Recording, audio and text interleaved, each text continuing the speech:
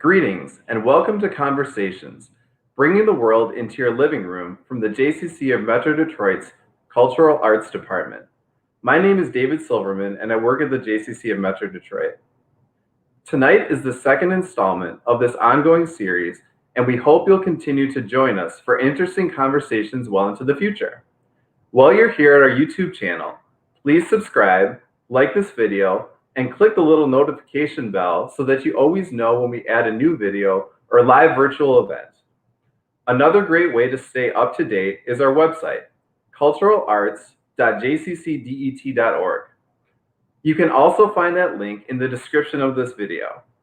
At our website, you'll find info about all our upcoming events, festivals, ways to join our email list, Facebook group, and ways to support our work. As a reminder, if you're watching on your computer, you can put your comments and questions in the comment box below. If you're watching on your smart TV or just prefer it, you can text questions and comments to the number on your screen. We'll keep that number on the screen, so don't worry. As always, our guests have a great discussion prepared for you today, and they will do their best to take as many of your questions as possible. Speaking of comments, I believe we have some people joining us from communities outside of Metro Detroit, so drop us a line in the comments and let us know where you're watching from. The JCC of Metro Detroit is thrilled to provide you with free virtual events during these challenging times. If you enjoy this program or other cultural arts presentations and may consider making a donation or becoming a cultural arts patron at our website, culturalarts.jccdet.org. It goes directly to the Cultural Arts Department and helps us to continue to produce high-quality, innovative content well into the future. And now to this evening's event. Our host for the Conversation series is Allen Maniker. A native of Detroit, Allen graduated from the Juilliard School with a BFA in dance and went on to perform with Bat Dor of Israel and many prestigious dance companies in New York and beyond. After finishing his performing career, he returned home to earn an MD degree from Wayne State University School of Medicine. He recently retired as chairman of neurosurgery at Mount Sinai Beth Israel Hospital and professor of neurosurgery at the Mount Sinai School of Medicine. He currently works as a docent at the Metropolitan Museum of Art, and he is on the board of the Martha Hill Dance Fund, as well as the chairman of the board of the Steps Beyond Foundation. Hello. Thank you, David. Welcome, everyone, and thank you for tuning in tonight on this ongoing series, Conversations, sponsored by, as David said, the Jewish Community Center of Metropolitan Detroit. It is really my honor and pleasure to introduce to you Kathryn Calley Galitz. And here she is in a photograph. Kathy is an art historian, and she is a specialist in late 18th, early 19th century French art. She is a curator at the Metropolitan Museum of Art, where she has curated several international exhibitions on artists such as Chasserio, Girodet, Turner, and Courbet. She's been a fellow at the Hermitage Museum in St. Petersburg, the Addingham Trust, and at the Art Institute of Chicago. She has written numerous papers on neoclassical painting, as well as the highly regarded book, The Metropolitan Museum of Art, Masterpiece Paintings, which we're going to be talking about a little bit later. She is a highly in-demand lecturer and educator. She educates all of the docents at the Metropolitan Museum of Art.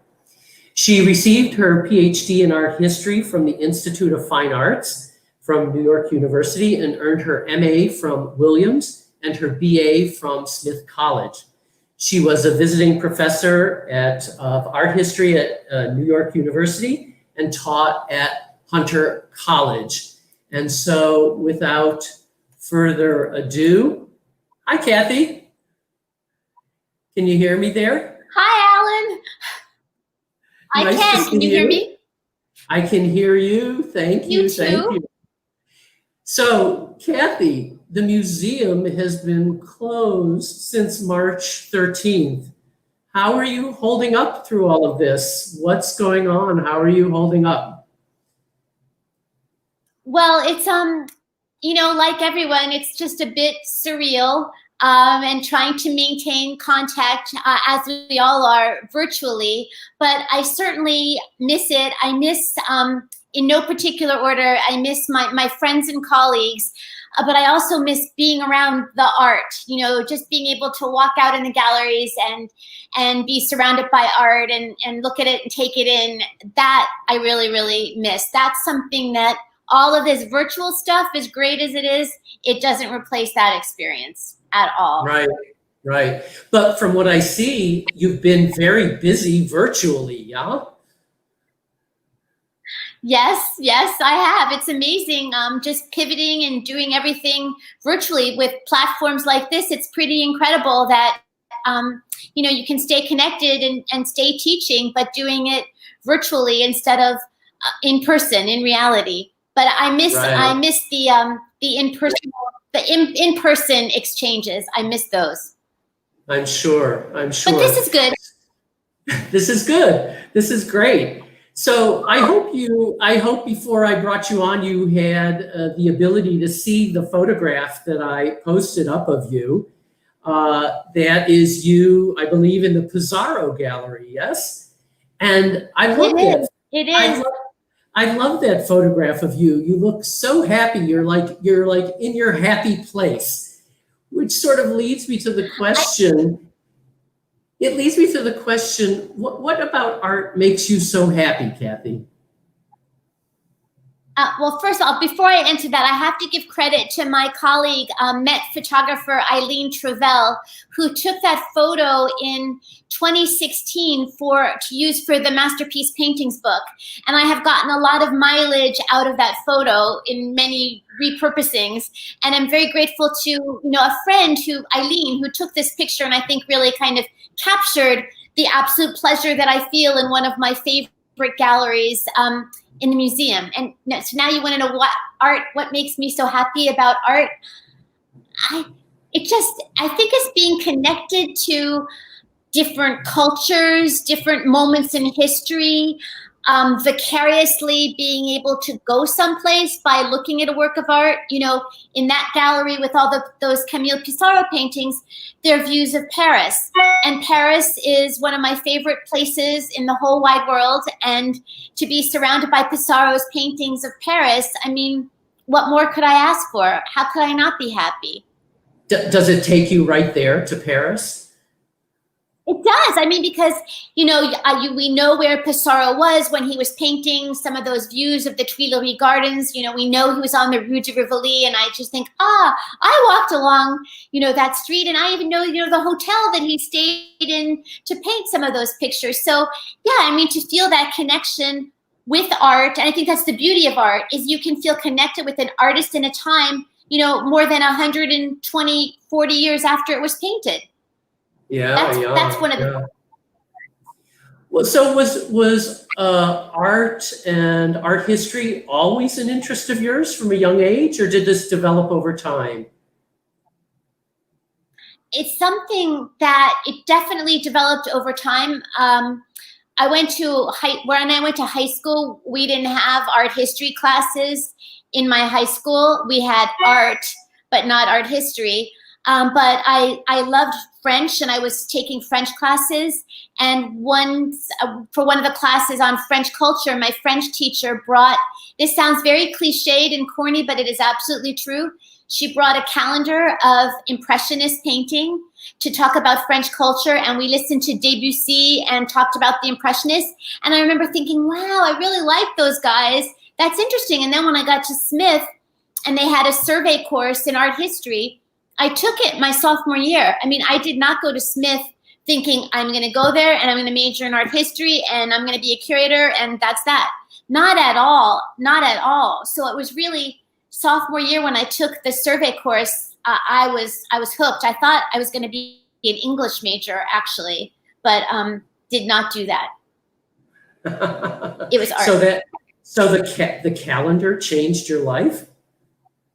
really did. Isn't that, I know that sounds so corny, but also where I grew up, we didn't really have an art museum. So I didn't really I hadn't yet been to an art museum probably until high school and then college, really. So Really. And may I ask, where did you grow up? yes, I grew up in central Pennsylvania, a town called Camp Hill, which is right outside of Harrisburg. And there's a state museum in Harrisburg, but it's a museum of Pennsylvania history, and it has a planetarium. And at the time, I thought it was just incredibly uninteresting and deadly dull. So, and there were no paintings. So my first museum visit was probably the National Gallery of Art in Washington. That was my first museum that my mom took me to see, and then the Philadelphia Museum of Art. Wow. Well, when was the first time you saw the Met? College. Really? Yep. On a trip. Yep. And did you ever imagine that, hey, this is where I'm going to end up? Or did you make up your mind saying, I'm going to end up here? No, I don't think at the time that I did, but I have a very vivid memory of who I was with that day, what I saw, and my friends and I, we took a picture on the stairs of the Met, which, as you know, our stairs are just so iconic. And I remember, the fountains on the street, and I have a very, very vivid first impression and memory of that trip to the Met. But never, when I was there, then never did I think I was going to work there. Never, never, never. So we've got you at Smith, and you've taken this survey of art history. How did that evolve into 18th and 19th century French art in particular? Well, one of my teachers, she was incredibly inspiring. Her name is Helen Searing, and she's actually an architectural historian, but she had a passion and a kind of, not in her field of specialty, but a passion for French 18th century art. And so she taught a course at Smith on the 18th century, and it was 18th century art in Europe, and it was painting, sculpture, as well as architecture, which I later gathered is fairly unusual to get that kind of course at the undergraduate level. But it was her course on 18th century art that I fell in love with. And also, I was actually a theater major, and Ms. Searing loved that I was interested in theater, and theater was very important in 18th century art, especially painters like Watteau, for example, who painted, the Italian Commedia dell'arte. And Ms. Searing encouraged me to bring my interest in theater and my love of theater into my study of art history, as kind of combining the two disciplines, which I absolutely loved doing. And I went on to take at least 2 more classes with her over the course of my undergraduate career. And she was really a seminal influence on why I became an art historian. Wow. So your individual artistic talent is not painting, not sculpture, it's theater. Yes, and that is even debatable, the degree of talent that I had in that. But oh yeah, I have no artistic talent whatsoever. None. Okay, all right. So I'm curious though, before I move on, is there an area of art that you don't care for? I am pretty eclectic and open in my taste, and I think that's one great thing about art history and art. And first of all, that it's constantly evolving. I've gotten very interested in contemporary art in a way that, as an undergrad, or frankly even as a grad student, I wasn't that interested in, but I'm much more interested in now especially contemporary photography, but also painting. No, I mean, I love learning about a new artist. I love going to an exhibition on a subject about which I know very little, and then learning more. I'm really pretty Catholic in my tastes in art, always open. So when did the idea of being an art historian and a curator come into being for you? I mean, is it something that you had an idea as a career? No, it happened after college, 2 years after I graduated from Smith, I did this wonderful course in London sponsored by Sotheby's called the Works of Art course. And what I loved about it is that we were learning about art and fine and decorative arts through firsthand study of works in all of the museums in London, as well as at the auction house. But then we also got to travel around and go to different country houses and see their private collections. And it was seeing art, working and talking about it, being around it, that really like got me hooked. Like, okay, I think I want to work in a museum. And actually, I came back though, and I did spend a year at Sotheby's, New York, working there. But then went on to graduate school because I knew I wanted to be an art historian by then. I knew it. So that's what did it. How wonderful. So I know not all people are familiar. They want to know, what does a curator do? Well, it's a curator does. I mean, the job is very varied, and frankly, it depends on. Of course, the essential role of a curator is to, protect, preserve, and further our study and learning and understanding of works of art under your care, with the idea of curating and caring for a collection. But I think the role depends. It can vary depending if you're in a university museum. You may do a lot of teaching, which I am very lucky that I do at the Met as well, because I love teaching.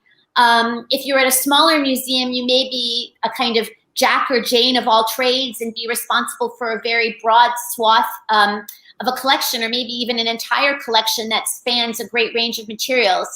At the Met, has the luxury of being fairly focused, and my specialty is, late 18th and 19th century painting.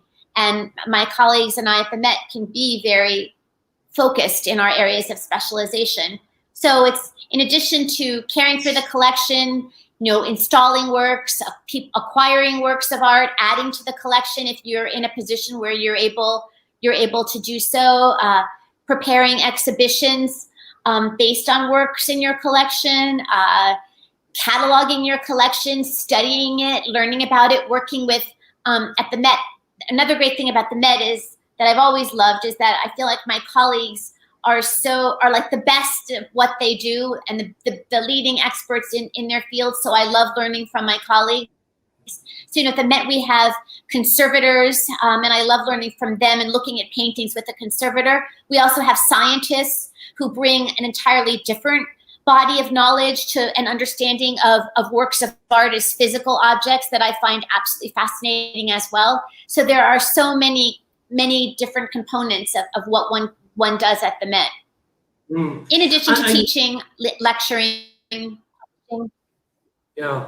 I know you helped organize the Courbet exhibition, and I'm sure this is a very big question, so please feel free to distill it into a smaller chunk. But can you kind of walk us through some of the steps from idea to realization? For the Courbet exhibition? Yeah. Well, that was actually an idea that the proposal for the show came from our colleagues at the Musée d'Orsay and the Musée Fabre in Montpellier, where there are two museums with great holdings in Courbet's work. But interestingly, the Met, thanks to the donation of Mr. and Mrs. Havemeyer, the Met has about 30 works by Courbet in our collection. And I believe that we have more works by Courbet than any other American institution. So we were a kind of natural fit to partner with that exhibition. But the genesis of an exhibition, especially one that's accompanied by a catalog, as this one was, it's years. Up to 5 years. You have to secure, kind of make the wish list of works. And what was fun was getting to travel with our French colleagues to some American collections to look at their works by Courbet and decide which ones we were going to borrow and request for the exhibition. So I always love looking at art with my colleagues, and that was a really fun aspect of the project as well. Deciding what we would borrow and bring to the show. And then I also was really happy that I was able to contribute writing different entries for the catalog on different works that were in the exhibition. And then, of course, when the show finally does come to your venue, which for me was the Met, to work with colleagues and our wonderful team of exhibition designers and graphic designers in designing how we would present the show at the Met, because it's different by definition. It's going to be different at each venue just because the spaces are different. And in some instances, the selection of works of art are also not exactly the same because, well, for Courbet, for example, the Musée d'Orsay has some very, very large scale works and very important works by Courbet, but because of size and condition, couldn't travel to the Met. So we had to think of a creative way of referencing those works without actually having them in our show. And that was fun too. Working with the head of my department on that was fun. Right. Well, so it's all consuming for several years at least, yeah? Yeah, it's like being in a kind of seminar. You get a crash course on a subject, and it's fascinating, and I learned so much, especially in that show. That's a show that for me has had an afterlife, in that I continue to be engaged in Courbet's work. I've continued to speak and teach about his art and approached it from different angles than at the time of the exhibition. Because what I learned during the run of the show, and I hadn't realized, is that Courbet is an artist who really resonates today among living artists, whether they're interested as collectors of his work, which was one case, or whether he's also influenced their practice as artists. Okay. So it was fascinating for me to kind of see Courbet from that. Yeah, so it looks like a question popped up. Is the Met planning for or expect that there may be a long-term different future for museums and museum? That's what's written there. That is a big, that's a big question, and it's certainly not a question that it's unique to the Met, but it's one that's facing all institutions. So I'm sure. I mean, as our world changes, of course, so too will the museum to reflect the changes in our world. But beyond that, what can I say now? It's still. Right. It's a big question. And let me just ask David if we could hold off the questions to the end for the moment. Thanks. So, Kathy, one last thing before we leave this area. Is there a publish or perish aspect? I mean, myself having been an academic for a long time, that was definitely a part of my career. Is that the same for someone that's working as an art historian or a curator? I mean, absolutely. There are expectations that you know, whether it's in the form of, it doesn't have to be a research paper or a book necessarily. It could be an exhibition in an exhibition catalog.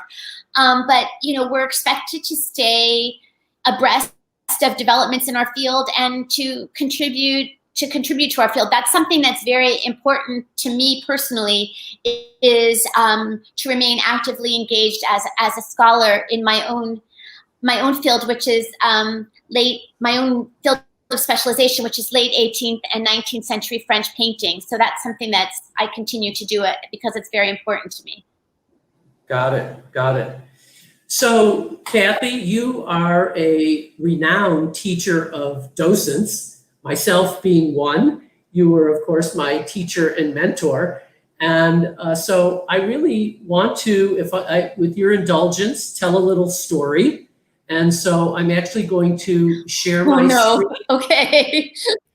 I'm going to share my screen again. Okay. And here it is. All right, and what you're looking at is the magnificent sculpture of Ugolino and his sons by Jean-Baptiste Carpeaux from 1865-67. You see the sculpture there on the left, and on the right you can see it at its placement in the Petrie Court at the Metropolitan Museum of Art. I'm showing you this because this was actually the very first work that I was assigned to present to you.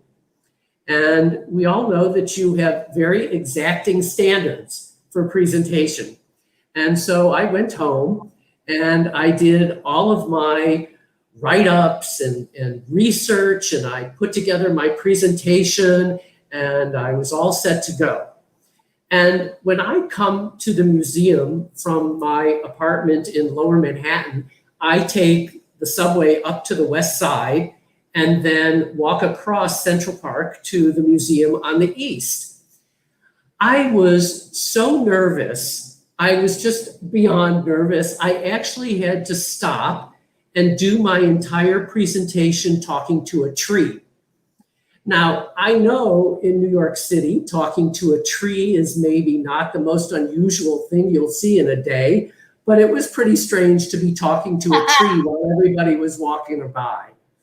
So then it comes to, we're in the gallery, my group of co-students and you, and I began pointing to the sculpture and I said, look at these beautiful bodies. And immediately your hand went like this, indicating I needed to stop. And you said, beautiful? What's beautiful? Everything here is beautiful. So in this context, it's meaningless. You can say that these are idealized bodies. You can say that these are anatomically detailed bodies. You can say that these are physically perfect bodies, but not beautiful because it has no meaning. And you know, Kathy, that was a revelation to me. I had never really thought about it in that way. And I just have to tell you that I've never presented a work of art saying the word beautiful again, God forbid.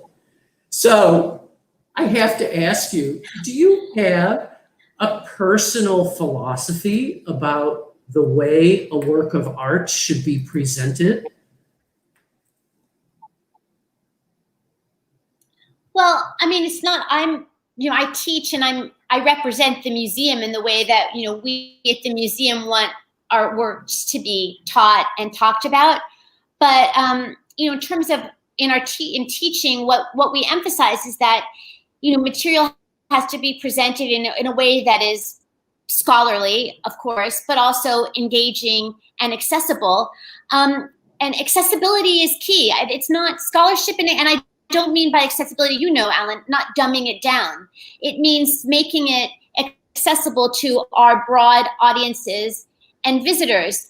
And beautiful and words like that are what I call empty, like beautiful, famous, well-known, celebrated. They're just like empty adjectives and they don't really add. But when you get something, and you're much more precise, and with the Ugolino, and you said the idealized bodies or the well-defined bodies, that would get our visitor to look and notice something rather than this kind of generic empty adjective of beautiful. I mean, masterpiece is another one of those cliched words that gets overused too. So I think that's where it's all coming from, and a little bit of personal from the first year in college, which was my equivalent of perhaps the rude awakening that I gave you for your presentation, Alan. I was writing about Homer's Iliad. For this professor who was kind of a jerk, but anyway, he made his point. I began it with Homer's famous epic poem, and he was like, "Of course it's famous. You don't have to tell me that." And he put this big red X through famous, and and it was like not the best grade that I ever received in my life, but the best learning lesson. It got me on the road to being to building my skills as a writer, which I really value, and especially in this idea of choosing my words very carefully and not wasting words and not using empty words. So I guess that's where the whole kind of beautiful comes from. When you've got so many other words you can use instead. Why say pretty, beautiful, nice, whatever. Yeah, but it was such a terrific lesson. Like I said, I had really sort of not considered that until you brought it up. So I am grateful in more ways than one for all of your teaching expertise, truly. How many docents do you think you've taught over, how many docents do you think you've taught over the course of the years? Okay, you can help me with the math because I'm terrible at math, but I can tell you how long. Just doing this training course now, I've done it for 10 years now. So if, say, there are 25 people per class, that's like 250, directly and more indirectly, because frankly, I started giving talks at the museum, at the Met, while I was a graduate student at the Institute of Fine Arts. I started giving gallery talks at the museum as a grad student. And that was back in, gosh, could it be 95, 98? Yeah, around 95, 96. So it's been a while. And what I always think is quite remarkable is that you remember all of our names. I don't know how you do that. You always seem to know everybody's name. Sometimes I do. Sometimes I do, but sometimes sometimes I kind of can cover well if I've had a temporary blank. The more and more that I get to know, and the more people that I teach, now I really sympathize with teachers, because all those years, like you run into your second grade teacher, and of course I remember Mrs. Hall, but why would Mrs. Hall remember me, all these years later? But it's the same. I think it's the same thing. Like sometimes it's your teacher makes such an impression on you, and I try to remember names, but sometimes I fail. But I do my best. But I think you do a great job. Is there any part of teaching the docents that you find especially challenging or alternately rewarding?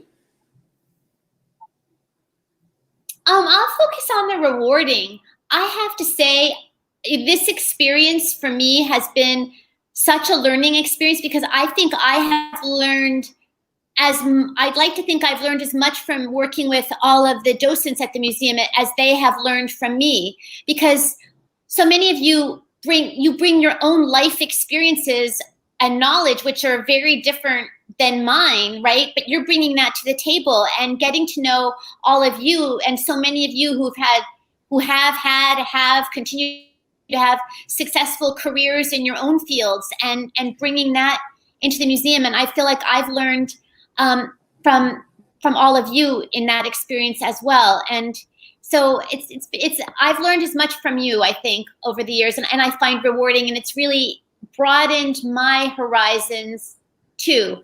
And it's inspiring to me to meet people who, like yourself, who are willing to give yourselves to the museum, give your free time and donate your time and your energy and your love of art, so that our public can experience works of art at the museum through your eyes and in your presence. So I'm full of admiration for anyone who would do that. Really, I am. And plus, adding to that, I don't know if you mentioned this, but at the museum, in addition to tours in English, we give tours in 10 other languages.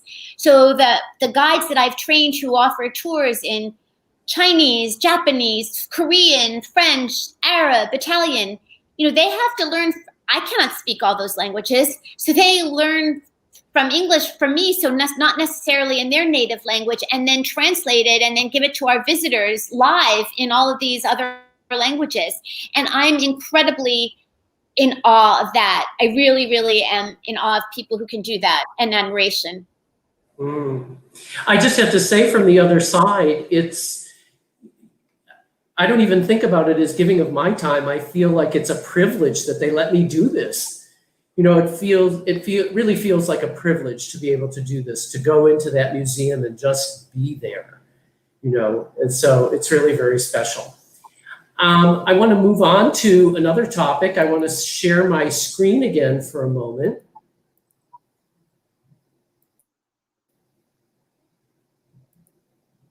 And let us talk about this. So, the Metropolitan Museum of Art Masterpiece Paintings, published in 2016, Kathryn Calley Galitz. This is a tour de force for those of you out there that don't know this book. And I need to ask, how was this an idea that had been circulating in your brain for a while? This was not my idea. I was approached by the museum's editorial and publications department, and it was an idea that they had, I think, frankly, also in conjunction with retail, the retail department at the museum too, that, you know, the museum was selling books of highlights and master paintings from other museums, but it had been more than a generation, or really a generation ago, since the Met had last done a kind of something as comprehensive as this. And in fact, this was the first book devoted solely to paintings at the museum. And a couple things that set it apart from its predecessors of these kinds of books is its chronological arrangement. It's purely chronological without any respect to country or place of origin. So you can see it's a kind of timeline, if you will, of the development of painting from the first work in the book, which is a painted ceramic, a painted piece of pottery from what is present-day Iran, to the very last work in the book, which is Kerry James Marshall's 2016 untitled view of an artist's studio. So it spans it literally spans 5,000 years of painting in 500 works, and seeing works in the book side by side that you might not necessarily encounter side by side in our galleries because of the layout of the museum, I hope expanded people's perspective of painting, and also what is painting, because one of the things that I did in conceiving the work, in selecting and working with my colleagues in selecting the works that would be included in this book, is that I defined painting as broadly as possible, so that it was simply a surface covered in paint. It was the broadest possible definition I could give, so that I would allow for, you know, that, like the pottery from Iran that I mentioned, or 5th century BC Greek vase painting, or painted work from ancient Egypt, or, you know, paintings in miniature, paintings on ivory, paintings on copper, on wood, on canvas, as varied as it could possibly be. Also to challenge, and in so doing, to challenge people's perceptions about, well, what do they think a painting is? You know, it's more than just a sort of picture on the wall in a frame. Do you know what I mean? Sure. So that was I was having fun with it as well. And I also was able to, you know, work with colleagues across the museum, certainly for getting input in selection of works, because many of the works are not, as you know, when you visit the Met, you only see a fraction of the works that are actually in our collection, and what you see out on view in the galleries. So for fields, especially where I'm considerably less knowledgeable, as was the case for Egyptian art and also Asian art, it was a joy to have meetings with colleagues where, you know, we discussed and got their recommendations for works that they felt belonged in a work called Masterpiece Paintings from the Met. So that was a wonderful learning experience for me to do that. And frankly, you know, working on this book, and, you know, as a curator, I saw, you know, you just see the collection through usually your own kind of narrow lens, which in the scheme of the history of art, a couple hundred years is pretty darn narrow.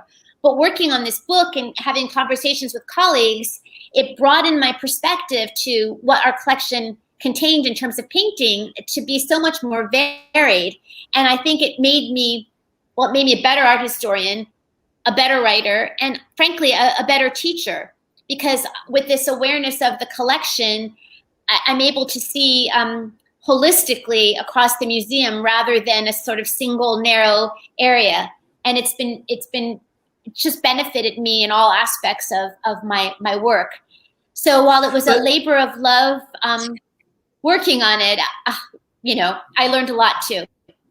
But how remarkable. You have to tell me, the very first meeting, did you have people, you must have had 1,000 works of art as possibly to be considered. And then did you have to negotiate and narrow down? And how did that work?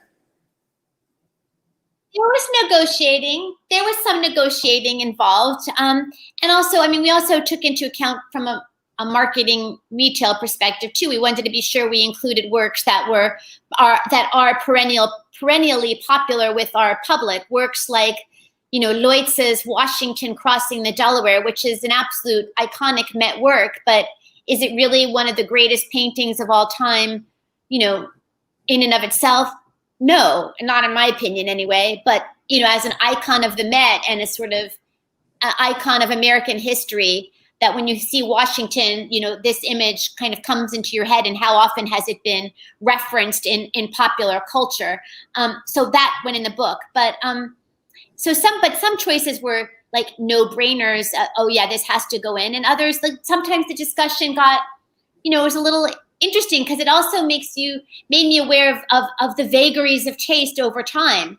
One generation's masterpiece, at the time that the museum acquired a work, and it was, I'm thinking of in terms of changing taste and what's popular taste. Earlier in our history, when the museum was founded 150 years ago, in terms of contemporary French painting, there was a much greater taste for artists who are known as academic painters, as opposed to, at the time, the artists who we know of as the Impressionists. They were the sort of avant-garde radical artists of the day, but the museum's first donors and collectors weren't really looking at the Impressionists. They were looking at a different aspect of what was then contemporary French painting. So I find those kinds of conversations and thoughts interesting as well.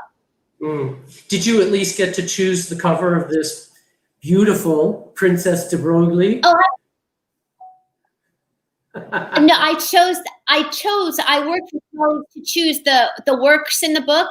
I mean, the artworks, especially in my field of, European paintings and things. Others were decision by committee and consensus, where I defer to experts in fields. But for the cover, it was actually the choice of the book's designer, the front cover, this Princesse de Broglie by Ang. But if I were choosing, I mean, I love Ang, and my first job at the Met was working as the research assistant for an exhibition on Ang's portraits. So I couldn't have chosen, a work that really resonated with me personally. So I loved it. But what was interesting was, there were talks like, how do you choose a cover? And they really were like, they were emphasizing figure, a portrait, someone who was like looking out at you. And different works were rejected if the person in the painting wasn't necessarily looking out at you. They want a book that will kind of grab you, a cover that grabs you, from afar and draws you in. And I think she's really kind of hypnotic in the way she attracts your attention and just draws you in. So I think it was a great choice. It's a wonderful choice. Okay, so let me ask, was there one painting that you really wish you had room for, but there wasn't? Oh, man. Trying to think. Well, there might be, less than at the time that I wished I could have included, because what was thrilling on that note was, as the book was wrapping up and getting ready to go to press, that was around the time we acquired the Carrie James Marshall painting, which was painted, I believe, 2015, if not 2016, I forget. But we were able to get that in. I was able to get it in and write it up and get it in. And also a work by Lisa Yuskavage, and hers is the penultimate painting in the book.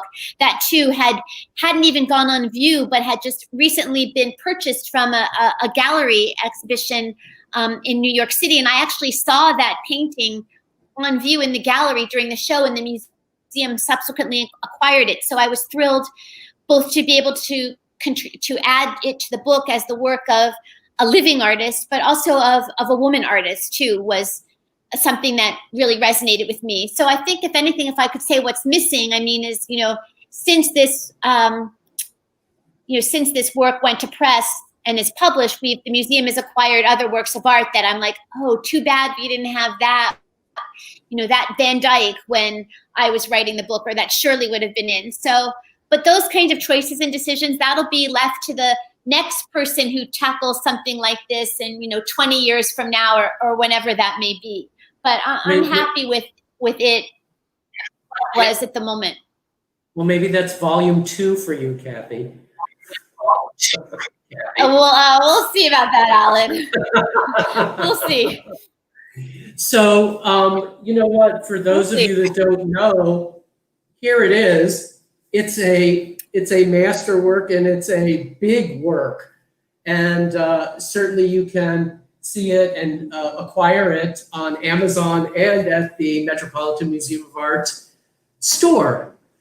So that being said, I have one last question, and then we'll turn quickly to some questions. I read somewhere that you were participating in acting classes as an 8-year-old in your community theater, and then you told me you were just now, I found out, a theater major at Smith. Did we almost lose you to the theater world? No, definitely. Well, look, I loved it growing up. I mean, I loved going to the theater, and, I'm so grateful that my mom took me to local theater productions. And once I expressed an interest, that she indulged my interest, I took acting classes at our community theater as an 8-year-old. And my very first production was as one of the Cratchit children in A Christmas Carol. And I still know my lines from that production. But, it was something that I think sustained me and opened up new worlds to me growing up in central Pennsylvania that I otherwise wouldn't have had. And so I pursued my love of theater in college, and I was interested in acting, but by the time that I got to Smith and I saw how competitive it was, and then I also discovered art history, and it took me to senior year to get like a major role in an on-campus production, and I just thought, okay, these are all signs, and I had since fallen in love with art history and realized that I was pretty academic in my interests. So the theater now is just something that I love doing. But I will say that in teaching and in lecturing, I think there's a performative element in doing that. And I would say that the skills that I picked up, doing all this acting, that I think probably helped me as a public speaker and as a teacher. A little bit, but no way did the world lose another Meryl Streep. Trust me, they did not. Meryl acting, and I'll stick to the art history. I'm relieved. Trust me. And you can ask my husband too, because I cannot keep a straight face. If I tell a story, I crack up. I don't remember punchlines. No, I think it was a good thing I found art history. Good. All right. So let me see if I can go back here. Let's see. I'm looking for questions now. And David Silverman, if there's questions to be put up here, I think we answered. Any new technology that will protect all of the precious work for future generations? New technology, like technology in the galleries. I'm sure. Oh God, I'm blanking on all of. I'm blanking on an answer to this question right now. But I'm sure our conservators could tell us about that. The museum has its whole I think that's scientific department. Yeah, I think that's a better question for the scientists and the conservators than it is for me. But I think also what we do have in terms of technology and what we're using right now, digital, I would make a case for digital that while it's not necessarily protecting art, it's certainly making art much more accessible to a broader audience than it would otherwise be accessible to. And the Met has an extraordinary collection of digital resources and on our database accessible to the public. And I think that's pretty thrilling. And through things like that and Google Arts, you can really get so up close to a painting like you're seeing it as if you had your own microscope on it, and in a way that you can't get that close to a work of art and see it in the same way in our galleries, or you would get in trouble by the guards. So yeah, so digital is coming more into the realm of museum going in general, and who knows, with the state of the world today, oh God, I don't even want to think about it being the only aspect of museum going. I'm optimistic that we'll be back. No. We will be back in museums soon. When it's safe, we will be back there. They're waiting for us. The art is safe, and it's there waiting for us. And so it's something to look forward to. Good, I am. So, are there any other questions that I haven't seen or we haven't answered? Give a second. Kathy, thank you for joining me. It's just been such a pleasure. And I'm so honored that you agreed to do this and talk to us. And it really has been wonderful. And thank you, really. Thank you, Alan. I'm honored that you would think that I'm interesting, because I don't think I'm that interesting. So thank you for thinking of me as interesting and inviting me to be part of your series. It's a pleasure, really. Thank you. Thank you. Thank you. We'll turn it over to David now. Hey, everybody. Well, I'd like to say thank you, everyone, for joining us, and a big thank you to both of our guests this evening. Our next Conversations event is on August 27th and will feature choreographer Carolyn Dorfman. We hope you'll join us for that. You can find details on our website. And of course, don't forget to like, share, and subscribe to make sure you never miss an event. Thank you again to our guests, and thank you for joining us.